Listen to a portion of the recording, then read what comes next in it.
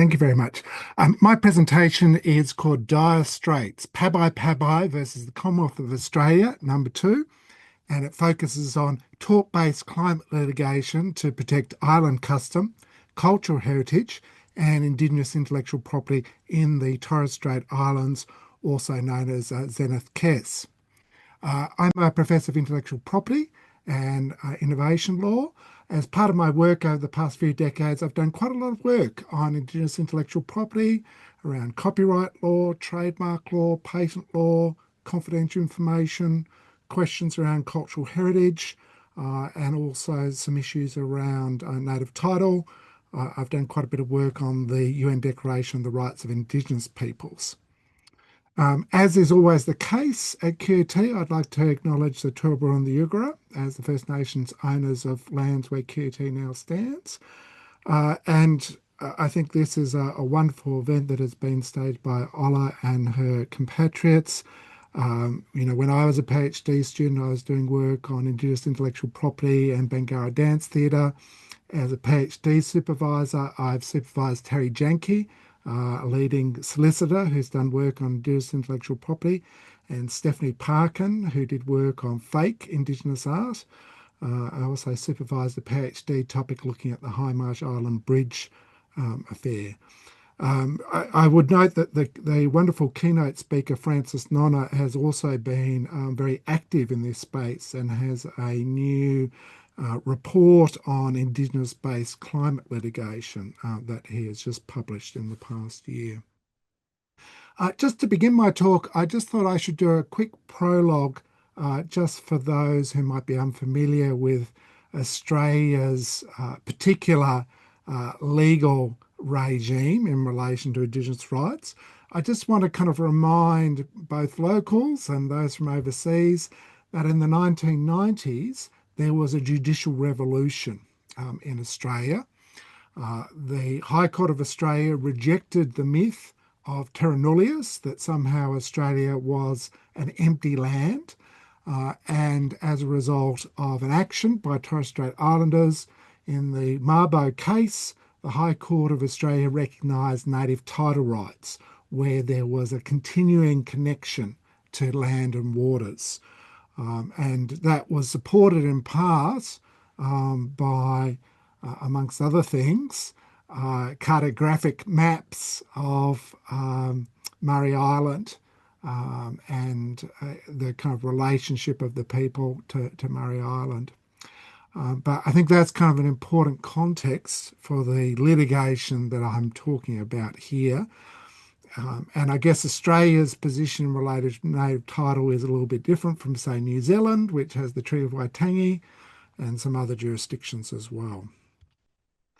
Now, the Pabai Pabai case really emerged out of kind of successful litigation taking place in the Netherlands, which had been kind of crowdsourced by the community, which held the Dutch government to account for climate action. The Grata Fund, led by Isabella Ranke, was really kind of interested in whether they could support a similar sort of climate case in Australia. The Grata Fund is a specialist non-profit strategic litigation incubator and funder. It develops funds and builds campaign architecture around high-impact strategic litigation brought by people and communities in Australia. They've sometimes kind of referred to the Pabai Pabai case as Australia's climate case. I find that a little bit confusing because we've now had kind of dozens of instances of climate litigation thus far.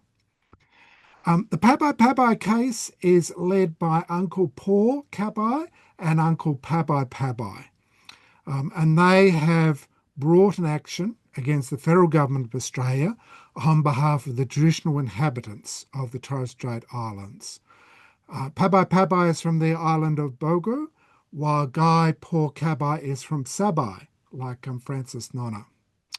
Pabai Pabai explains the basis for this action. He kind of noted Booga is extremely low-lying. The highest point is 3 metres above sea level, making it very vulnerable to flooding. The flooding is getting worse because of climate change.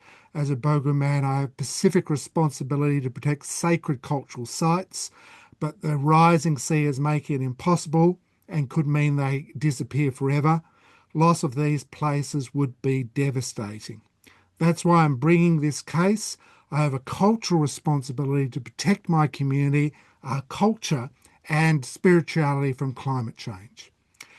Guy Paul Cabai has commented, if we become climate refugees, we will lose everything: our homes, community, culture, stories, and identity. He emphasised we can keep our stories and tell our stories, but we won't be connected to country because country will disappear. That's why I'm taking the government to court, because I want to protect my community and all Australians before it's too late. As the child of geographers, I think it's kind of helpful and useful to kind of have a quick map to kind of situate everyone in terms of what territory is at stake. As you can see, right at the top of the border between Australia and Papua New Guinea is Bogo Island and Sabai Island. And the map also kind of depicts other parts of the Torres Strait Islands as well. The lawyers acting for the Torres Strait Islander applicants, led by the redoubtable Fiona McLeod, has argued that the Commonwealth owes a duty of care to Torres Strait Islanders to take reasonable steps to protect them from the harms caused by climate change. And they have maintained that in fulfilling its duty, the Commonwealth must have regard to the best available science in relation to climate change. In other words, they have to kind of take adaptation action and mitigation action. The Australian government solicitor has maintained that the alleged duty and alternative duty are incoherent and inconsistent with administrative law principles and would lead to disproportionate and indeterminate liability. The matter was case managed. So Pabai number 1 involves some case management by the Chief Justice of the Federal Court. Pabai number 2 kind of had some quite innovative things taking place as a result. The judge, Justice Michael Wigney, split the hearings between hearing some matters in Melbourne and some matters in country and up in North Queensland. Justice Michael Wigney kind of accepted evidence on country from Torres Strait Islanders. This case is also kind of quite interesting in terms of the judge has made the file open access, which is not always the case for federal court matters in Australia. In my talk today, I really want to go through the reasoning of Justice Michael Wigney, who ultimately rejected the arguments of the lawyers for Pabai. The lawyers for Pabai have just announced that they're going to appeal against this decision. So I think it's worthwhile going through the decision, kind of highlighting some of his key reasoning and how it might be challenged on appeal to the full court of the Federal Court of Australia and then perhaps ultimately the High Court of Australia. So I want to have a look at how the case deals with science, how it deals with Indigenous knowledge, how torts are deployed in the case, some of the judicial conventions about climate change. I'd like to discuss the role of politics and the climate crisis and finish up talking about other comparative developments in relation to climate litigation and the countervailing Torres Strait 8 decision, which was a successful human rights action by Torres Strait Islanders against the Commonwealth Government, and the International Court of Justice climate ruling. So to begin with, the case is kind of quite interesting in terms of how it tried to deal with climate science.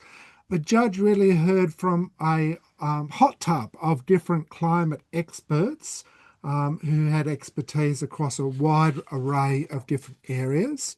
The judge was very much of the view that climate change was real and was having a kind of a profound impact, not only on Australia but also on the Torres Strait. So Michael Wigney kind of noted that the Commonwealth's response to climate change and the threat it has posed and continues to pose to the Torres Strait Islands and their traditional inhabitants has been wanting. He noted that the Australian government had failed to engage with or give any real or genuine consideration to what the best available science indicated. He emphasised that the best available science was and is clear. To prevent the worst and most dangerous impacts of climate change, it was and is imperative for every country to take steps to reduce their greenhouse gases. The case is kind of really interesting in terms of how it deals with island custom and cultural heritage and Indigenous intellectual property. As I mentioned before, my former PhD student, Dr. Terry Janke, has kind of written extensively about Indigenous intellectual property and Indigenous knowledge. And I think this case is really interesting because the judge is really kind of grappling with, whether or not the law of torts should recognise loss of cultural knowledge as a harm. So the judge certainly accepts that the Torres Strait Islands have been ravaged by the impacts of human-induced climate change, and that's affected the physical environment and the marine environment. The judge also notes that it's having a devastating impact on the traditional way of life of Torres Strait Islanders and their ability to practice island custom, their unique and distinctive body of customs, traditions, observances, and beliefs. However, the judge denied that the loss of cultural knowledge was an area that could be compensated. So there are kind of limits to the judge's legal pluralism. In terms of tort law, the judge kind of considered a couple of alternative arguments about whether or not there was a duty of care. The judge ultimately found that the Commonwealth did not owe a duty of care to Torres Strait Islander peoples. And he said that the case against the Commonwealth failed not so much because there was no merit in their factual allegations concerning the Commonwealth's emissions reductions targets. Rather, it failed because the law in Australia as it currently stands provides no real or effective avenue through which the applicants were able to pursue their claims. So the judge in particular said the common law of negligence in Australia was an unsuitable legal vehicle through which the applicants could obtain relief in respect of the type of governmental action or inaction which was at issue in this case, or relief in respect of their loss of fulfilment of island custom. The judge noted that that will remain the case unless until the law in Australia changes, either by the incremental development or expansion of the common law by appellate courts or by the enactment of legislation. Until then, the only recourse that those in the position of the applicants and other Torres Strait Islanders have is recourse via the ballot box. So the judge had a very kind of conservative vision of the common law of negligence. It could be argued that the common law of negligence needs to be more adaptable and more flexible to deal with new developments, such as the climate crisis. One of the reasons for the judge's diffidence was another decision by the full court of the Federal Court in Sharma versus the Minister for the Environment. In this matter, a student had successfully argued at first instance that the Minister for Environment, Susan Lee, should have a duty of care towards children. That was overturned on appeal by the full court of the Federal Court. Justice Wigney, in his decision, was very conscious of that ruling and kind of noted that the Chief Justice in that matter had said that core policy questions are unsuitable in their nature and character for judicial determination. And really that was a matter for elected representatives and executive government. So really a lot will depend upon what the full court of the Federal Court of Australia do in the appeal in the Pabai case and potentially the High Court of Australia as well. The judge is also somewhat kind of diffident in the sense that he is really kind of emphasising that really the matter is one for the Parliament in Canberra and the Australian government. I'm not necessarily kind of convinced by his arguments. I don't think the Torres Strait Islanders have much recourse through the ballot box to change government or influence government. And efforts by Senator David Pocock to try to pass legislation on a duty of care have thus far been unsuccessful and have been knocked back by the Labor Party, the Liberal Party, the National Party, and One Nation. I would note that the judge is quite sceptical and critical of some of the climate litigation precedents in the European Union. But I would argue that perhaps he's kind of overly dismissive of those precedents. There's really a wide range of instances of successful climate litigation around the world. And indeed, there's been a number of instances of Indigenous-based climate litigation. So I've previously written about the action of Nelson Canick versus the state of Alaska, in which he kind of argued that there was a trust and constitutional protection that should be afforded to young people, including Indigenous young people. The court didn't necessarily accept that in the end, but it was a kind of an interesting decision. And in New Zealand, there's another really interesting instance of tort action brought by Mr. Smith against Fonterra, and that has worked its way all the way up to the Supreme Court of New Zealand, and the Supreme Court of New Zealand says that that matter can go ahead on its merits. At an international level, I would say that WGNI's decision is at odds with the Torres Strait 8 matter, Daniel Billy versus the Commonwealth of Australia, and the recent International Court of Justice climate ruling. So the UN Human Rights Committee ruled that the human rights of Torres Strait Islanders were being violated by the Australian government's climate inaction, particularly in terms of the right to culture and the right to home life. I think there's a big tension between this ruling and the Pabai Pabai case.